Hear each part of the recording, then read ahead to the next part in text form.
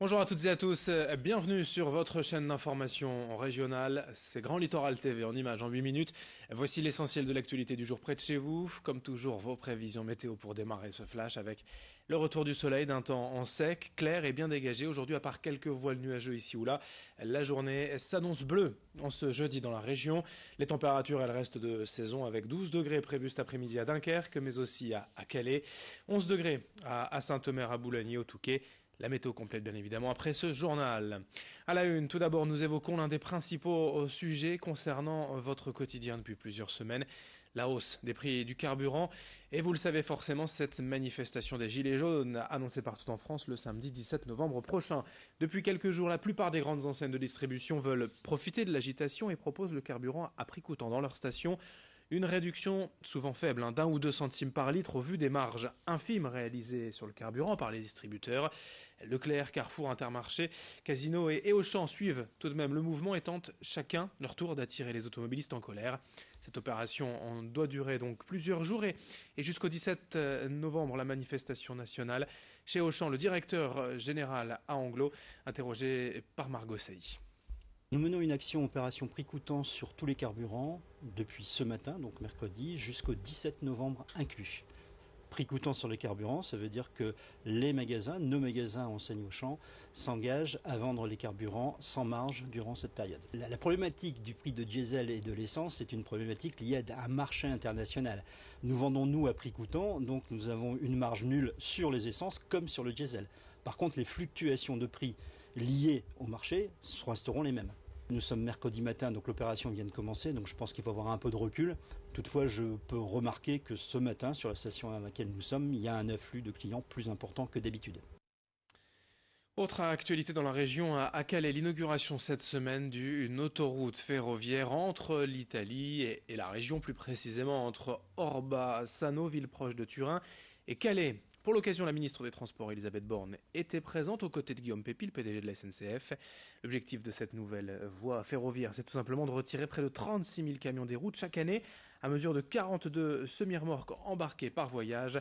Avec cette technologie, les camions sont directement chargés sur les wagons, pas besoin de s'adapter, de quoi moins polluer et désencombrer les routes. Explication au micro de Corentin Escaillé avec Marine Kijek. C'est vraiment un moment symbolique de la volonté du gouvernement et de ma volonté en particulier de relancer le fret ferroviaire. On sait que ce soit en France ou en Europe, le fret ferroviaire a perdu des parts de marché. Il faut tenir compte de cette réalité, mais en même temps, on ne va pas se résigner à voir le fret ferroviaire perdre des parts de marché. Et moi, je suis vraiment très confiante et très convaincue que c'est avec des solutions multimodales de ce type, le transport combiné en général ou les autoroutes ferroviaires en particulier, que le fret ferroviaire doit retrouver toute sa place. Ce samedi à Dunkerque a lieu une journée porte ouverte à l'Institut André Duterre pour parler de cancer, des dépistages, des soins et des bonnes manières d'appréhender la maladie. Le cancer touche aujourd'hui en France un homme sur deux et une femme sur trois. Malheureusement, la région est la plus touchée avec une surmortalité de 35%, notamment due à la pauvreté socio-culturelle des Hauts-de-France et un recours aux soins souvent tardifs.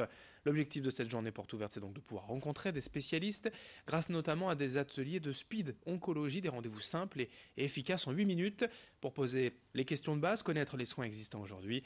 Une première étape à découvrir donc ce samedi à l'Institut André Duterre à Dunkerque. Présentation au micro de Marine Kijek. Moi, ça fait 30 ans que je fais de la cancérologie, le tabou est en train de se lever. C'est effectivement, il y a 30 ans, on disait à peine aux patients qu'il avait un cancer, on traitait des abcès, on traitait des choses comme ça. Maintenant, on dit le cancer. Le cancer n'est plus un tabou. C'est une maladie qui sera jamais comme une autre. Parce que c'est une maladie qui est potentiellement grave, on ne guérit malheureusement que 50% des patients. Donc c'est une maladie grave qui fait peur. Et on n'est plus jamais comme avant quand on a eu cette maladie, même si on en guérit, et on en guérit réellement. Donc oui, c'est aussi pour démystifier cette maladie, pour que le parcours du patient soit plus fluide entre le premier symptôme qui fait penser à un cancer et l'arrivée dans un centre spécialisé comme le nôtre. Malheureusement, il se passe souvent trop de temps. On enchaîne avec toute autre chose. Des images de la visite d'Iris Mittenard hier à Lille, Miss Flandre, Miss France, puis Miss Univers. La jeune femme de 25 ans a passé l'après-midi au Furet du Nord pour une séance de dédicace qui a, vous l'avez vu, attiré beaucoup de monde. Iris Mittenard vient de publier un premier livre intitulé Toujours y croire, dans lequel elle évoque sa vie, son parcours et donne quelques secrets de beauté, quelques confidences aussi. Les fans qui ont attendu de longues heures hier ont pu donc approcher la belle pour de courts instants. Une photo, une bise, une signature. Iris, elle était tout de même un peu frustrée de ne pas être restée plus longtemps. On l'écoute au micro de Vincent Vieillard. C'est frustrant parce que surtout j'ai envie de leur parler, j'ai envie de savoir comment ils vont, il faut aller vite. Et du coup j'ai pas l'impression de leur rendre assez de tout ce qu'ils me donnent, donc j'essaierai de les revoir pour leur rendre au maximum. Et pour finir, si vous aimez les vieilles carrosseries américaines, Ford, Mustang, Chevrolet ou Cadillac à Tettegem près de Dunkerque, le North Coast Garage est devenu ces dernières années le lieu incontournable pour les amateurs de voitures de collection, notamment des années 50, 60. Yves Boulogne, collectionneur lui-même, a ouvert il y a 5 ans ce garage, un lieu de réparation mécanique et de carrosserie, mais aussi d'exposition. Ces bolides du passé ont encore une place à part dans le cœur des spécialistes. Le marché des véhicules de collection atteint des sommes records depuis quelques années, d'autant que ces voitures d'époque sont considérées comme des placements sûrs, faisant partie des biens non imposés. Présentation de ces bolides avec ce passionné au micro d'Omar Mustafa. On est un garage de mécanique générale, mais on a surtout une partie de restauration de véhicules anciens.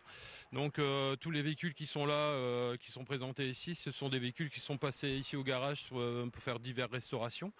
La dernière restauration qu'on a fait, c'est le bus qui est juste derrière moi, qui a été entièrement restauré, ponçage. Il y a un covering qui a été fait dessus, et stickage. Des véhicules récents aussi, de la restauration de véhicules récents, de l'entretien mécanique, tout type de véhicules, toute marque. À l'intérieur, dans le garage, il y a un Chrysler New Yorker qui m'appartient et qui a été restauré de A à Z. Donc le moteur est neuf, tout a été refait, boîte, pont, tout. Pareil, le combi Volkswagen, c'est une restauration complète aussi. Là, actuellement, on est occupé sur une restauration d'un U23 qui a été modifié en custom. Donc avec un gros moteur V8 dedans. J'ai restauré dernièrement une caravane, une Condor Constructum de 68. Donc pareil, avec une couleur un peu plus flashy. Donc toujours dans l'esprit aussi années 50-60 quoi. Fin de cette édition. Sur Grand Littoral TV, d'autres informations, d'autres images à suivre dans un instant, notamment vos prévisions météo du jour. Très bonne journée à toutes et à tous en notre compagnie, bien sûr.